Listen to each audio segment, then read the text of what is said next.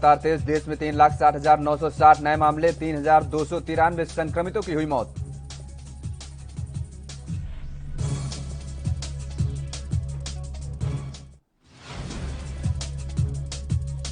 हरियाणा के लिए राहत भरी खबर। राज्य में केंद्र ने बढ़ाया ऑक्सीजन का कोटा, 162 से 232 मैट्रिक टन प्रतिदिन का किया कोटा।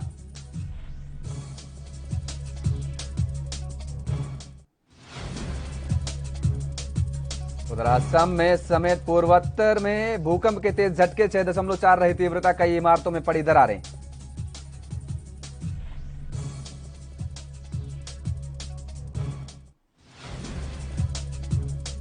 यूपी के मिर्जापुर में मकान की छत गिरने से 5 लोगों की मौत, राहत बचाव कार्य जारी। सीएम योगी ने जताया दुख, परिजनों को 2-2 लाख रुपए मुआवजा देने की घोषणा।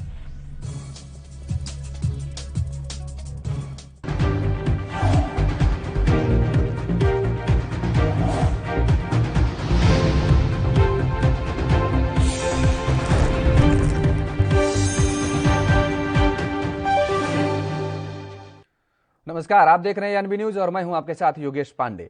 असम की गुवाहाटी में आज सुबह भूकंप के तेज झटके महसूस किए गए। वहीं तेजपुर और सोनीतपुर में भी भूकंप के झटके लगने की जानकारी मिली है। रेक्टर स्केल पर भूकंप की तीव्रता 6.4 मापी गई है और इस दौरान दहशत में लोग घरों से बाहर निकल आए और अफरा तफरी का माहौल मच गया।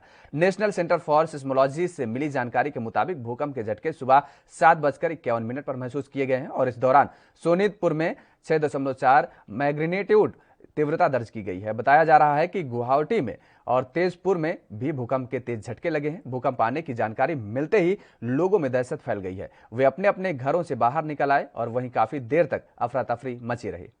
तो वहीं भारत में जारी कोरोना की दूसरी लहर की रफ्तार हर दिन के साथ तेज होती जा रही है। पिछले करीब एक हफ्ते में रोजाना 3 लाख से अधिक मामले दर्ज किए जा रहे हैं, लेकिन बीते 24 घंटे में भारत में पहली बार 3,000 से अधिक मौतें दर्ज की गई हैं। और एक तरफ कोरोना की ये बढ़ती रफ्तार है तो दूसरी तरफ अस्पतालों का हाल जो डराने वाला है। आंकड़ों के मुताबिक पिछले 24 घंटे में भारत में 3,62,000 कोरोना के केस दर्ज किए गए हैं और इसके साथ ही 3,285 लोगों की मौत हो गई है और इसी में भारत में कुल मौतों का आंकड़ा भी 2 लाख को पार कर गया है। भारत में पिछले 1 साल से कोरोना अपना कहर लगातार बरपा रहा है, लेकिन पिछले कुछ दिनों में जब से दूसरी लहर ने अपना असर दिखाना शुरू किया है, ये बेकाबू हो चल रहा है और देश में अब तक कोरोना के कारण हुई मौतों का आंकड़ा आधिकारिक रूप से 2 लाख को पार कर गया है।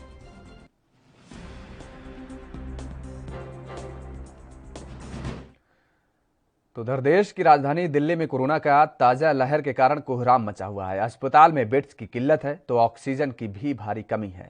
इस बीच दिल्ली में मौतों का आंकड़ा लगातार बढ़ता जा रहा है, जो चिंता का विषय है।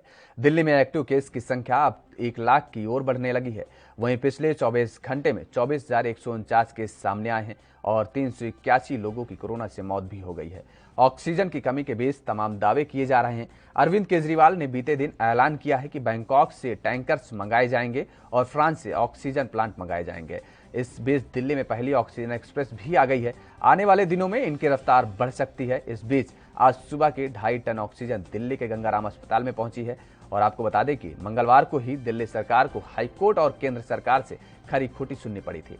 दिल्ली हाईकोर्ट ने सुनवाई के दौरान दिल्ली सरकार से कहा कि अगर ऑक्सीजन किल्लत को लेकर आपसे हालात नहीं संभल रहे हैं तो वो केंद्र सरकार को जिम्मेदारी दे सकती है। वहीं एक चिट्ठी में केंद्र सरकार ने राज्य सरकार को लिखा है कि अगर आप लापरवाही न करते तो ऑक्सीजन की वजह से जो मौतें हो रही हैं वो टल सकती थी।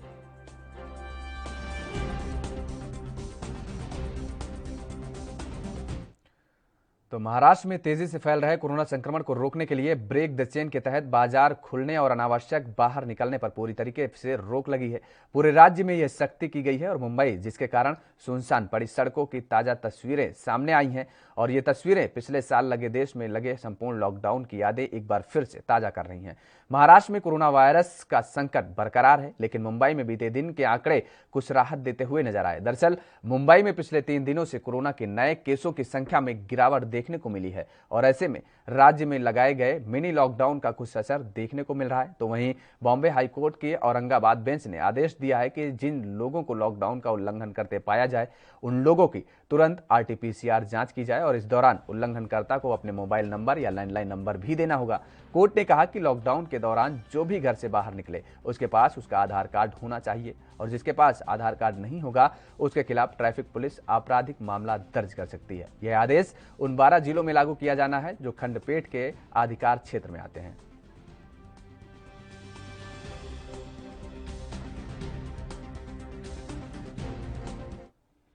तो यूपी में भी कोरोना से मरने वाले मरीजों की संख्या लगातार बढ़ रही है और यूपी में एक दिन में कोरोना से 265 लोगों की मौत हुई है। कोरोना से लखनऊ में सबसे ज्यादा 39 लोगों ने दम तोड़ दिया, जबकि दिल्ली से सटे यूपी के नोएडा और गाजियाबाद में कोरोना के मामले तेजी से बढ़ रहे हैं। गाजियाबाद में 1068 नए कोरोना मरीज मिले हैं और 15 लोगों की जान गई है। दिल्ली से सटे ही नोएडा में मंगलवार को 971 नए मामले सामने आए, 12 लोगों की कोरोना से मौत हुई है और इस बीच यूपी के डिप्टी CM दिनेश शर्मा को लखनऊ PGI में भर्ती कराया गया है। कोरोना पॉजिटिव पाए जाने के बाद दिनेश शर्मा होम आइसोलेशन में थे। कल दोपहर तबियत बिगड़ने के बाद उन्हें PGI के कोविड अस्पताल में भर्ती कराया गया।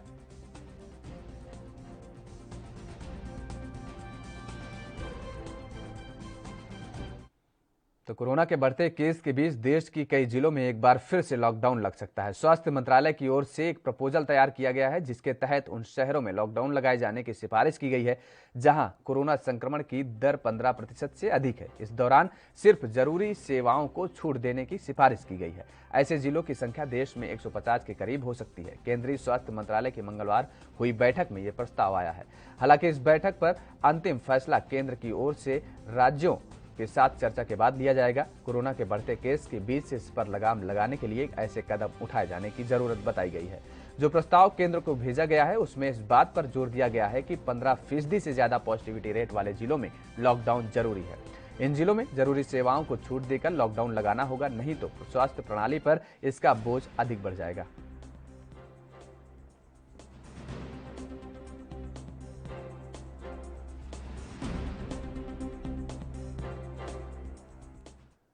तो देश भर में कोरोना के खिलाफ बड़े पैमाने पर टीकाकरण अभियान की शुरुआत 1 मई से हो रही है और 1 मई से देश के अलग अलग राज्यों में 18 से 45 साल के लोगों को टीका लगाना शुरू हो जाएगा।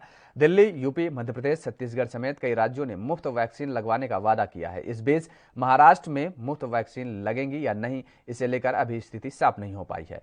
दरअसल 2 दिनों पहले एनसीपी प्रवक्ता और महाराष्ट्र सरकार में मंत्री नवाब मलिक ने वैक्सीन मुफ्त देने की बात कही थी, लेकिन इसे लेकर अभी संशय बना हुआ है। स्वास्थ्य मंत्री राजेश टोपे ने बताया कि वैक्सीन के संबंध में उनके मंत्रालय की ओर से कैबिनेट में प्रस्ताव भेजा गया है।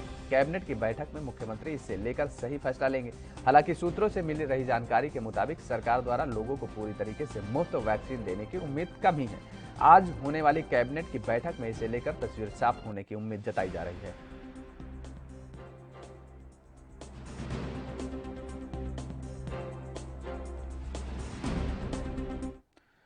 तो ऑक्सीजन का संकट गहराता जा रहा है और इस बीच बोकारो से संजीवनी लेकर पहली ऑक्सीजन एक्सप्रेस ट्रेन देर रात मध्य प्रदेश पहुंची। इस ऑक्सीजन एक्सप्रेस में 6 टैंकर्स हैं, जिसमें से 64 मीट्रिक टन ऑक्सीजन है।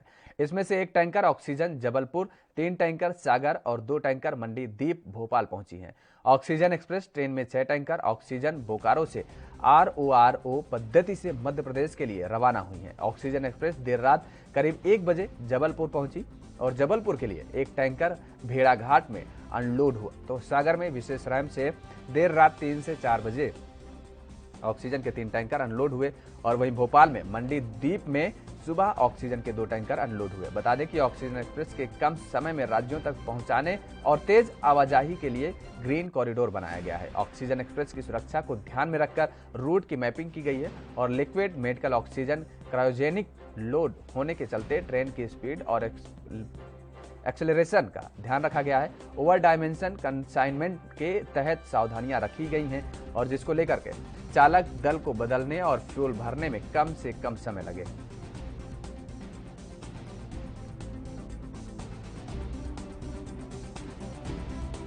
तो एमपी को ये बड़ी राहत मिली है जिस तरीके से 6 टैंकर ऑक्सीजन के पहुंचे हैं और 64 मीट्रिक टन इन 6 टैंकरों में ऑक्सीजन है, जिसके बाद ये माना जा रहा है कि मध्य प्रदेश में थोड़ी सी ऑक्सीजन को लेकर के राहत मिलेगी। ये देर रात मध्य प्रदेश भोपाल ट्रेन पहुंची है।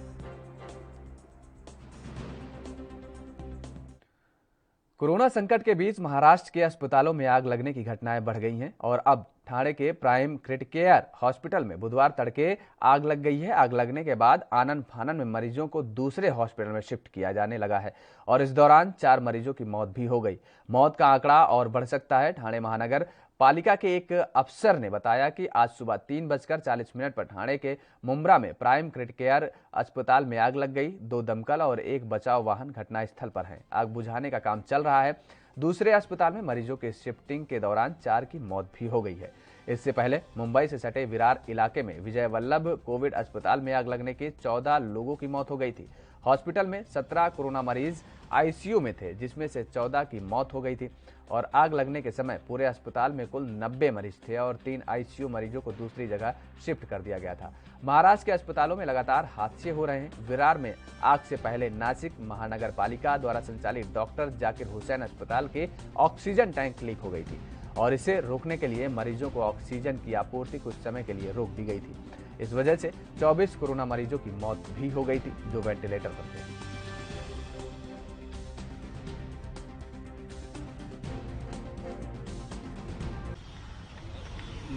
मॉर्निंग के टाइम 3:40 के समय यहाँ प्राइम क्रिटिकेयर हॉस्पिटल कौसा में आग लगी थी। हमको सूचना मिलने के बाद ही हम पुलिस स्टाफ मुंब्रा का और फायर ब्रिगेड के सभी ऑफिसर्स यहाँ पहुँच गए थे। यहाँ उनको जो एडमिट लोग थे उनको पहले शिफ्ट कराया गया। शिफ्ट करने के बाद में फायर ब्रिगेड ने आग के ऊपर काबू पा लिया और उसमें से एक दुखद घटना है कि 4 लोगों की मृत्यु हो गई। कितने लोग पेशेंट्स यहाँ पर अंदर हॉस्पिटल में थे? स्टार्टिंग में 12 लोग हमें जानकारी मिली थी, लेकिन अभी तक हमने जो इंफॉर्मेशन प्राप्त किया है उसमें 20 लोग एडमिट थे ऐसी पता चल रहा है, लेकिन वो फिगर उनके वेरिएशन हो रहा है। जांच को लेकर किस तरीके से अभी आगे जांच होगी। पुलिस जो इन्वेस्टिगेशन है वो जारी हो गया है। ये प्राइमरी इन्वेस्टिगेशन है, पूरा इन्वेस्टिगेशन होगा और उसमें जो है वो कार्रवाई होगी। तो वहीं ठाणे में अस्पताल में आग लगने के बाद बीजेपी नेता किरीट सोमैया ठाणे पहुंचे और घटनास्थल का जायजा लिया। इस दौरान उन्होंने कई मुद्दों को लेकर उद्धव सरकार पर जमकर निशाना साधा। उन्होंने क्या कुछ कहा, आपको सुनाते हैं। थाना में आना पड़ रहा है। कोविड पेशेंट की तीसरा हत्याकांड, ये तो ठाकरे सरकार का हत्याकांड कर रहा है। आज प्राइम हॉस्पिटल में 4 की मृत्यु हुई, 2 सीरियस है। कल थाना में दिया हॉस्पिटल में रात को 6 घंटा प्रतीक्षा के बाद में ऑक्सीजन नहीं आया। 9:30 बजे समाप्त हुआ। उस समय पे 7 आईसीयू पेशेंट को शिफ्ट किया गया। परसों थाने वेदांत हॉस्पिटल में ऑक्सीजन खत्म हो गया, 6 लोगों की मृत्यु हुई। 5 दिन पहले थाने जिला के विरार में आग लगी, 2 दर्जन कोविड पेशेंट की मृत्यु हुई। मुख्यमंत्री उद्धव ठाकरे ये हत्याकांड देख रहे हैं। ये कोविड मृत्यु कांड नहीं है, ठाकरे सरकार द्वारा किया जा रहा कोविड हत्याकांड है। ऐसी कर रही है ठाकरे सरकार। लेबोरेटरी को कहा गया है रिपोर्ट तुरंत मत दो, 3 दिन लो। दूसरी ओर मुंबई म्युनिसिपल कमिश्नर तो बदमाशी कर रहे हैं। वास्तव में 21 तारीख को टेस्टिंग हुआ 47,000, कोविड पॉजिटिव 8,000 निकले। आदेश ये हुआ कि रिपोर्टिंग डबल करो, टेस्टिंग डबल करो। इन्होंने क्या किया, मुख्यमंत्री उद्धव ठाकरे ने आदेश दिया, अरे कभी आंकड़े दाखवा, तो टेस्टिंग ही कल 30,000 की और बोलते अभी 4,000 होंगे। एक और ऑक्सीजन नहीं मिल रहा है, दूसरी ओर इस प्रकार के आगे लग रही है और तीसरी ओर टेस्टिंग में बदमाशी कर रही है। लोगों की जान के साथ में उद्धव ठाकरे सरकार पहले अभी सरकार का कुछ कंट्रोल ही नहीं था। उनके मंत्री वो जो दक्षिण वादे उसकी जो इन्वेस्टिगेशन शुरू हो गई है उसमें भयभीत है, मंत्री गायब है, ठाकरे साहब बंगले के अंदर सुरक्षित है और पेशेंट एक के बाद एक मृत्यु। पंजाब सरकार ने कोरोना के बढ़ते मामलों को देखते हुए शाम को 6 बजे से सुबह 5 बजे तक कर्फ्यू का ऐलान किया गया है। जिसके चलते हुए मुख्यमंत्री के शाही शहर पटियाला में कर्फ्यू का असर देखने को मिला। वहीं पटियाला पुलिस द्वारा जगह जगह पर नाकाबंदी की गई और कुछ लोगों को कोरोना के प्रति जागरूक भी किया गया, जिन्हें कर्फ्यू के बारे में पता नहीं था। उन्हें पूरे मामले की जानकारी थाना कोतवाली इंचार्ज इंद्रपाल सिंह ने दी है।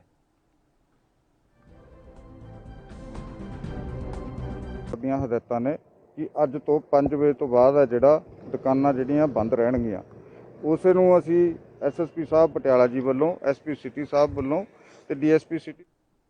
फिलहाल रुकते हैं एक छोटे से ब्रेक के लिए। खबरों का सिलसिला लगातार जारी है।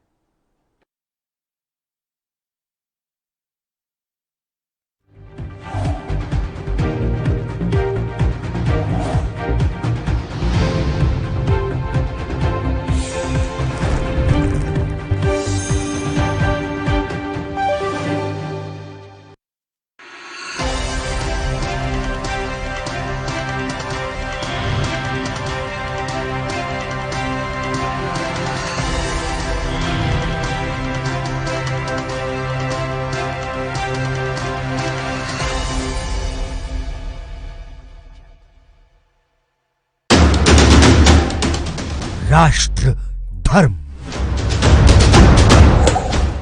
रात 8 बजे सिर्फ ANB न्यूज पर। कम ब्रेक और ज्यादा खबरों के साथ देखिए ANB news in channel number पर।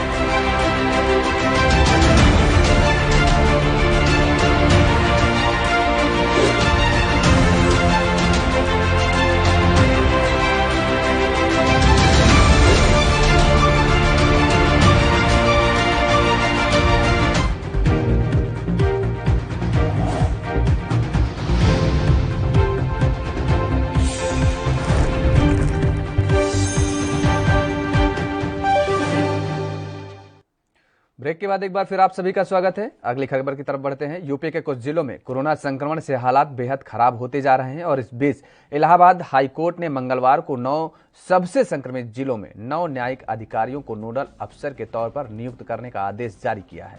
ये अधिकारी कोरोना की मौजूदा स्थिति के बारे में हर हफ्ते अपनी रिपोर्ट देंगे। जस्टिस सिद्धार्थ वर्मा और जस्टिस अजीत कुमार की पीठ ने उत्तर प्रदेश में कोरोना वायरस फैलने और आइसोलेशन सेंटर की स्थिति को लेकर एक जनहित याचिका पर सुनवाई के दौरान यह निर्देश दिया है। अदालत ने निर्देश दिया है कि सरकार ये सुनिश्चित करे कि हर जिले में सभी सरकारी कोविड-19 अस्पतालों और संक्रमण के इलाज के लिए निर्धारित निजी अस्पतालों और कोविड-19 केंद्रों में हर व्यक्ति की मौत की सूचना एक न्यायिक अधिकारी को दी जाए, जिसकी नियुक्त जिला न्यायाधीश करेंगे। अदालत ने लखनऊ, प्रयागराज, वाराणसी, कानपुर नगर, आगरा और गोरखपुर के साथ गाजियाबाद व गौतम बुद्ध नगर और झांसी के जिला न्यायाधीशों से एक एक न्यायिक अधिकारी नामित करने का अनुरोध किया है, जो अपने अपने जिलों में नोडल अधिकारी के तौर पर काम करेंगे।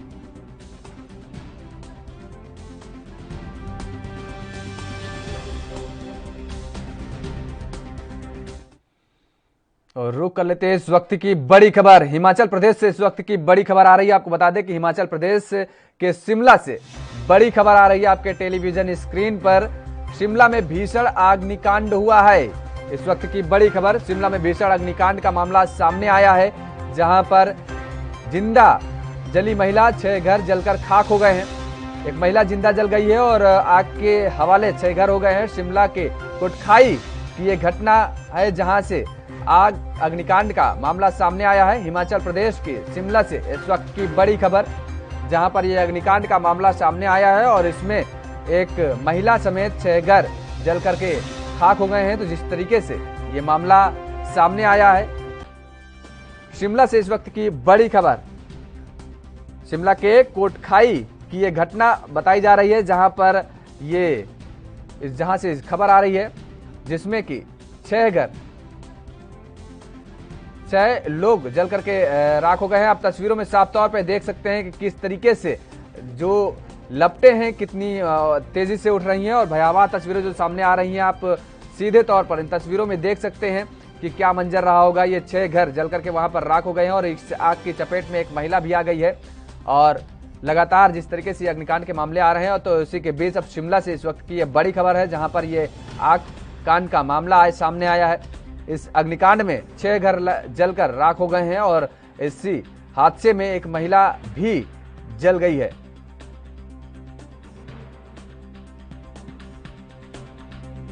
तो जिंदा जलकर के खाक हो गई है महिला और उसके साथ ही ये 6 घर भी इस आग की चपेट में आ गए हैं। लगातार ये जिस तरीके से मामले अलग अलग जगह से आ रहे हैं और इसके बाद अब ये शिमला से यह मामला सामने आया है, अग्निकांड का मामला, जहां पर ये बड़ी घटना घटी है।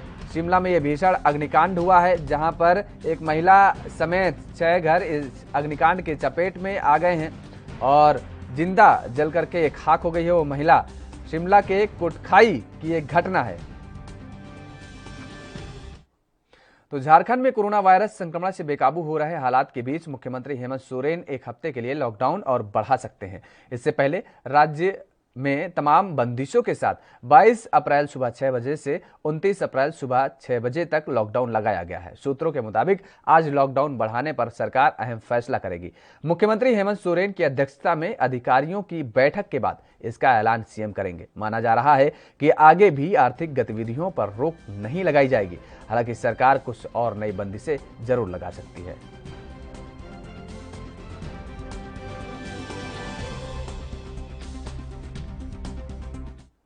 तो यूपी में कोरोना का कहर लगातार जारी है। कोरोना संक्रमण पर काबू पाने के लिए सीएम योगी आज फिर से टीम 11 के साथ बैठक करेंगे। बता दें कि यह बैठक वीडियो कॉन्फ्रेंसिंग के जरिए की जाएगी और इस बैठक में सीएम योगी अधिकारियों को जरूरी दिशा निर्देश भी दे सकते हैं।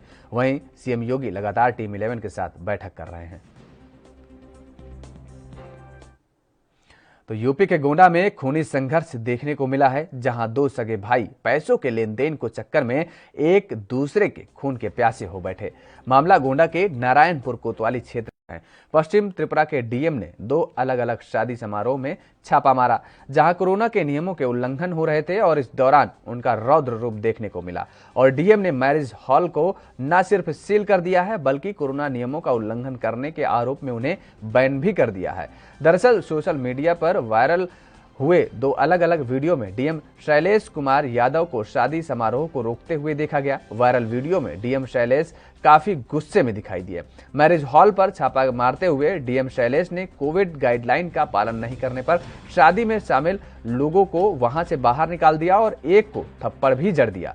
दरअसल नाइट कर्फ्यू के दौरान एक मैरिज हॉल में शादी की पार्टी चल रही थी, मगर कोरोना गाइडलाइन का पालन नहीं किया जा रहा था। शादी का समारोह में तय सीमा से ज्यादा लोग इकट्ठा हुए थे और शादी के लिए निर्धारित समय भी पार हो चुका था। नाइट कर्फ्यू होने के बावजूद देर रात तक पार्टी चल रही थी। तभी पुलिस बल के साथ डीएम शैलेश कुमार यादव वहां पहुंचते हैं और दोनों मैरिज हॉल में मौजूद मेहमानों को खदेड़ना शुरू कर देते हैं। इतना ही नहीं, डीएम ने पुलिस को महामारी रोग प्रतिनियम, आपदा में प्रबंधन अधिनियम और नाइट कर्फ्यू का उल्लंघन करने के आरोप में दूल्हा और दुल्हन सहित शादी समारोह में शामिल सभी लोगों के खिलाफ मामला दर्ज करने के निर्देश दिए हैं। डीएम शैलेश ने प्रशासन के साथ सहयोग नहीं करने के लिए पुलिस अफसरों के खिलाफ असंतोष भी जाहिर किया। डीएम ने राज्य सरकार से पूर्वी अगरतला पुलिस स्टेशन के प्रभारी अधिकारी और कुछ ऑन ड्यूटी पुलिस कर्मियों को निलंबित करने की सिफारिश की है, जिन्हें जिला मजिस्ट्रेट के आदेश की अवहेलना करते हुए देखा गया था। और इसके साथ डीएम के इस कार्रवाई पर सोशल मीडिया पर पक्षों में बटा है। कुछ लोग इस कार्रवाई को जायज ठहरा रहे हैं, तो कुछ लोग इसे कहीं से भी सही नहीं बता रहे हैं। Tomorrow onwards, Manikya Court and the Gulab Bagan are banned. They will not be allowed to function for next 1 year as marriage halls. All these people who are assembled here, they have violated the order under section 144 Criminal Procedure Code, and they will be prosecuted under 188 of Indian Penal Code. They will all be arrested right now. So how many people? And I will also recommend to the government to suspend OC of the West Agartala Police Station, because he has not acted upon repeated complaints of people. And I, as a district magistrate, have to come here. It is very shameful on the part of the police that they behave like this. So how many people arrested? They will count. कितने लोग इधर? Count करके बोलो। ओसी तो कल मैं suspend करा रहा हूँ।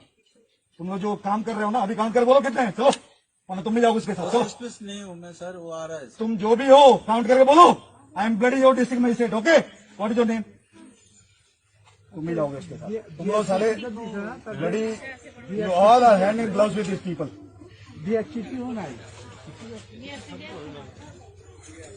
Count and tell me, this is my command as a district magistrate. Count.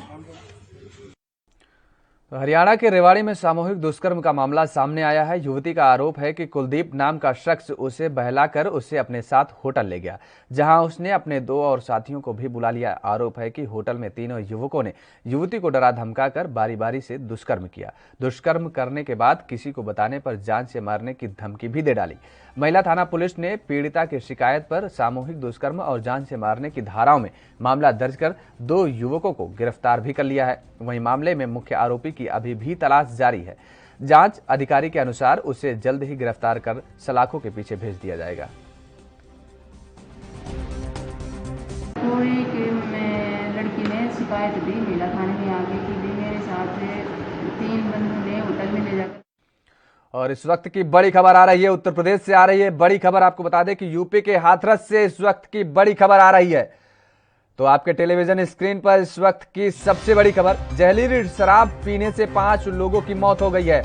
लगातार उत्तर प्रदेश में जिस तरीके से जहरीली शराब का कारोबार चल रहा है, अवैध कारोबार चल रहा है, आधा दर्जन से ज्यादा एक बार फिर से लोगों की गंभीर हालत है। लगातार जिस तरीके से लोगों की मौत हो रही है जहरीली शराब को लेकर के, हालांकि अब ये जो मामला आया है जिसमें आधा दर्जन से लोग गंभीर स्थिति में हैं, उन्हें अस्पताल में भर्ती करा दिया गया है और मामले में एक आरोपी को गिरफ्तार भी कर लिया गया है। लेकिन लगातार उत्तर प्रदेश से जो तस्वीरें सामने आ रही हैं, वो चाहे इलाहाबाद का हो, चाहे बाराबंकी का हो या कानपुर नगर का हो, तमाम सारे जिलों से ऐसी जो तस्वीरें सामने आ रही हैं, वहां पर जहरीली शराब को लेकर के अवैध कारोबार लगातार जारी है। और एक बार फिर से ये अवैध कारोबार के तहत जहरीली शराब के मामले में 6 लोगों, लगभग आधा दर्जन से लोग उसकी चपेट में आए हैं और उनकी हालत गंभीर बताई जा रही है। तो मध्य प्रदेश के किसान चंपालाल गुर्जर ने अपनी बेटी की शादी करने के लिए कड़ी मेहनत से कमाए हुए 2 लाख रुपए कोविड-19 के गंभीर मरीजों के वास्ते 2 ऑक्सीजन कंसंट्रेटर मशीन खरीदने के लिए नीमच जिला प्रशासन को दान दे दिया है। चंपालाल मध्य प्रदेश के नीमच जिले के जीरहन तहसील के छोटे से गांव ग्वालदेविया का रहने वाले हैं और यह गांव नीमच जिला मुख्यालय से करीब 20 किलोमीटर दूर है। उन्होंने 2 लाख रुपया नीमच जिला कलेक्टर मयंक अग्रवाल को चेक द्वारा सौंपे हैं और उनसे कहा है कि इन रुपयों से 2 ऑक्सीजन कंसंट्रेटर खरीद लिए जाएं एवं एक जिला अस्पताल नीमच को और एक जीरन शासकीय अस्पताल को दे दिया जाए। हर पिता की इच्छा होती है कि अपनी बेटियों का विवाह बहुत धूमधाम से करे। वैसे मेरी भी इच्छा बहुत समय से थी कि अपनी बेटियों की शादी बहुत ही धूमधाम से करूँ। इसके लिए मैं बहुत काफी समय से प्रयासरत था और तैयारी भी कर रहा था, परंतु वर्तमान हालात को देखते हुए जब ये जो परिस्थिति निर्मित हो रही है विश्व में, क्षेत्र में, अपने क्षेत्र में, इसको देखते हुए हमने शादी बिल्कुल ही कैंसिल कर दी। सांकेतिक रूप से केवल अपने परिवार के सदस्यों से शादी करने का निर्णय लिया। जब मैंने इस विषय में घर में चर्चा की बच्चों से, तो इन्होंने कहा कि यह पैसा अपने को कोई धर्म में लगाना चाहिए। फिर इन्हीं घर में राय लेने के बाद मैंने गुरुदेव से पूछा, तो गुरुदेव के आशीर्वाद से यह निर्णय लिया है कि हम लोग 1 लाख रुपए जीरन हॉस्पिटल के लिए और 1 लाख रुपए नीमच हॉस्पिटल के लिए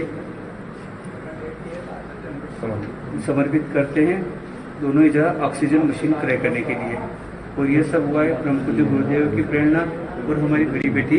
सराहनीय पहल है और मैं इसके माध्यम से और रुक कर लेते हैं इस वक्त की एक और बड़ी खबर का। अमेठी से इस वक्त की बड़ी खबर आ रही है। उत्तर प्रदेश के अमेठी से कोरोना को लेकर के बड़ी खबर है। लगातार कोरोना का कहर जारी है। अमेठी में स्वास्थ्य विभाग की बड़ी लापरवाही भी इस कोरोना काल के दौरान देखने को मिली है। तो अमेठी से इस वक्त की बड़ी खबर, जहां पर मरीज के शव को बिना सील पैक किए परिजनों को सौंपा गया। ये स्वास्थ्य विभाग की बड़ी लापरवाही देखने को मिली है। सोशल मीडिया पर वायरल हो रहा है ये वीडियो और स्वास्थ्य विभाग की नाकामियों की तस्वीर खोलता हुआ ये नजर आ रहा है। अमेठी से इस वक्त की बड़ी खबर है, जहां पर कोरोना का कहर लगातार जारी है और स्वास्थ्य विभाग की बड़ी लापरवाही सामने आई है। दरअसल कोरोना से हुई मौत को लेकर के जिस तरीके से मरीज के जो शव को बिना सील पैक परिजनों को सौंप दिया गया है और ये वीडियो अब सोशल मीडिया पर जमकर वायरल हो रहा है। तो लगातार जिस तरीके से तमाम सारे सवाल उठ रहे हैं स्वास्थ्य महकमे पर, उसके बाद अब एक और अमेठी जिला प्रशासन ने ये सवाल उठाने पर मजबूर कर दिया है, क्योंकि जिस तरीके से लगातार जो कोरोना से जो मौतें हो रही हैं और जो अमेठी में ये जो मौत हुई है, जो मामला सामने आया है सोशल मीडिया का, कि जिस तरीके से उस व्यक्ति का जो शव था वो बिना सील पैक किए ही परिजनों को सौंप दिया गया है। तो सोशल मीडिया पर उसके बाद से ये वीडियो जमकर वायरल हो रहा है।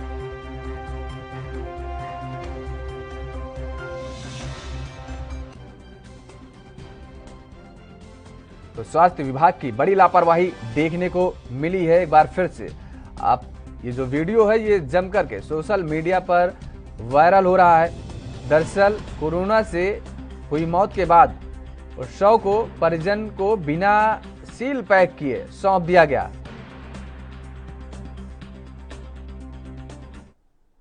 इस बुलेटिन में मेरे साथ फिलहाल इतना ही। आप बने रहिए एनबी न्यूज के साथ।